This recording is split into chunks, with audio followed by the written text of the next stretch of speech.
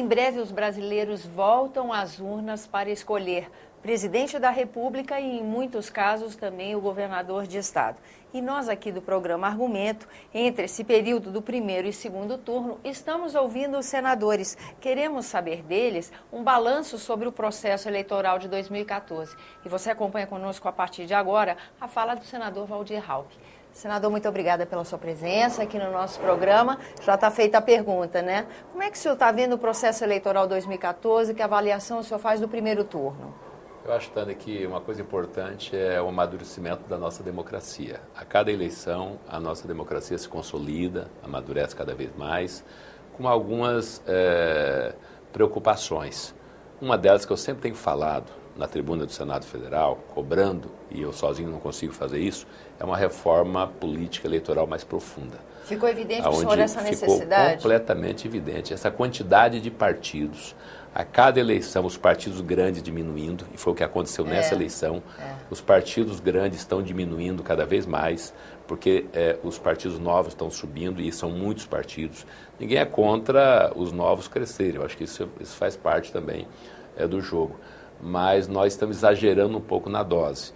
Partidos grandes como o PMDB, como o antigo PFL, depois Democrata, o próprio PSDB e outros partidos estão diminuindo, a cada eleição estão diminuindo as suas bancadas. E eu tenho falado que daqui a pouco nós vamos ter uma legião de bancadas, de partidos com bancadas na Câmara e no Senado, e vai virar uma torre de Babel, porque não se aprova mais reforma nenhuma. Já não se aprova hoje, porque se o sistema está bom, para os partidos pequenos que estão sendo criados em grande quantidade, já temos 34, e a tendência é para 50, 60 partidos logo, o que vai acontecer daqui a 10, 15, 20, 30 anos, quando tivermos aí 50, 60 partidos, todos com bancada no Congresso. Cada vez mais a gente vota em pessoas. E as ruas não comportam mais cavaletes, placa, uma confusão, o desinteresse do eleitor, até pela confusão da quantidade de candidatos, que são milhares e milhares de candidatos a deputados nas ruas.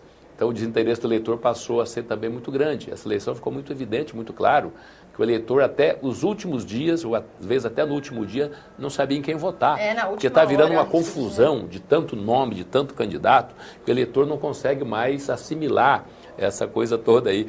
Então, alguma coisa tem que ser feita. Eu acho que muito urgente, alguma coisa tem que ser feita, a causa de barreira, a diminuição da criação de partidos, para poder se consolidar alguns partidos. Porque daqui a pouco nós não vamos ter nenhum partido forte, nenhum partido consistente. Vamos ficar aí com uma legião de 40, 50 partidos, todos nanicos, todos pequenos, sem força nenhuma, e isso não é saudável para a democracia. Isso vai diluindo a possibilidade de um debate sobre uma plataforma de trabalho, uma plataforma de ideias, né, senador? Exatamente. Porque você vai votando em pessoas e se afastando das ideias. E começa também assim apenas o interesse de ter um mandato, de disputar uma eleição.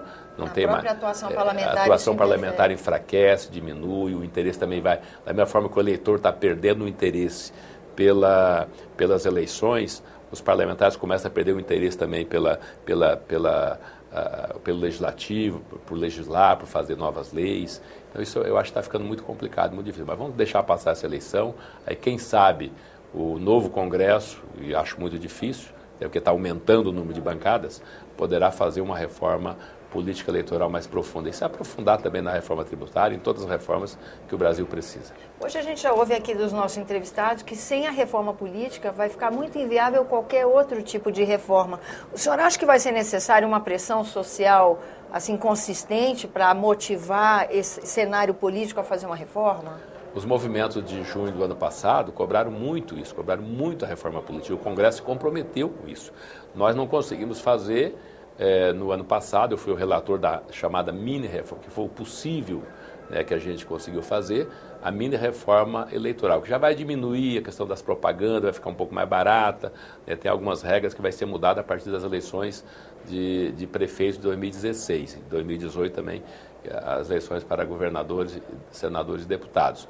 Então, eu acredito que nós vamos avançar um pouco mais, além dessa mini-reforma que foi feita, vai mudar algumas regras para as pós-eleições, avançar um pouco mais. Se não conseguirmos avançar, eu não vejo outro caminho a não ser instalar uma Assembleia Nacional Constituinte exclusiva para se fazer a reforma política.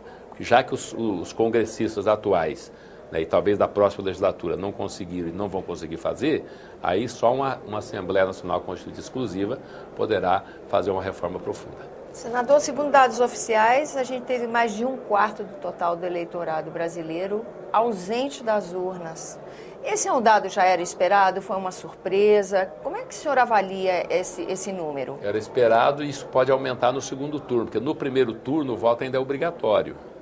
Ele já perde a obrigatoriedade, ele passa a ser facultativo no segundo turno, o que poderá piorar ainda essa quantidade de abstenção e de voto branco e nulo e desinteresse que o eleitor teve pelas eleições já no primeiro turno. Imagine se no primeiro turno, que o voto é obrigatório, você tem que depois renovar o título e pagar multa. No segundo turno não precisa isso. Quem votou no primeiro turno já está quite com a Justiça Eleitoral. Não há necessidade de votar, então o voto não é obrigatório, é como se fosse o voto facultativo, né? Agora no segundo turno. Na minha avaliação, essa abstenção poderá aumentar ainda no segundo turno nos estados onde estão disputando os governadores do segundo turno e no plano nacional para presidente da República. Mas eu não posso reclamar muito também do desempenho do meu partido.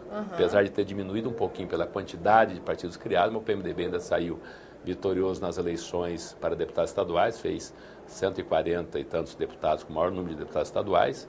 Fizemos a segunda maior bancada na Câmara com 4 deputados a menos do que o PT, com 66 deputados, e ficamos também com 18, elegendo 5 senadores, passando para 18 com os outros que já ficaram aqui até 2018. E elegendo 4 governadores no primeiro turno, 8 governadores disputando o segundo turno, e a maioria deles em primeiro lugar, chegaram em primeiro lugar no segundo turno. Então, nosso desempenho foi muito bom e espero que a gente possa sair agora no segundo turno com o maior número de governadores e também com a possibilidade de eleger a presidente da República. Ou seja, o PMDB continua tendo aquela capilaridade que lhe garante um papel de destaque no cenário político nacional, né, senador? Nós trabalhamos muito nesses últimos 3 anos e meio que eu fiquei à frente do PMDB nacional, junto com o Michel Temer, com os nossos companheiros nos estados também. Nós fizemos um trabalho de arregimentação, de filiações, né, de envolvimento dos nossos companheiros, dos diretórios estaduais e municipais, né, dentro do partido. Isso surtiu efeito e tivemos essa vitória agora expressiva nessas eleições. Segundo turno e os seus debates, qual é a expectativa do senhor? O que o senhor aconselharia ao cidadão? Ficasse atento a que itens, a que temas, antes de tomar uma decisão sobre o novo presidente da República? Acho que tem muitos temas importantes, como a economia. Acho que a economia é praticamente a principal delas. Não adianta candidato querer fazer propostas milagrosas, que não existe milagre nessa área. Eu estava conversando com o senador Requião, né, que entende um pouco de economia ainda há pouco no plenário, e ele falava de propostas de alguns candidatos que querem transformar a economia rapidamente, inclusive baixando a inflação para 2%, 3%. Isso não existe. Isso é milagre, e milagre não acontece rapidamente. Até porque o Brasil vive muito também em função do que acontece no mundo. Se a economia mundial vai bem, o Brasil vai bem. Se a economia mundial tem problema, o Brasil também terá problema.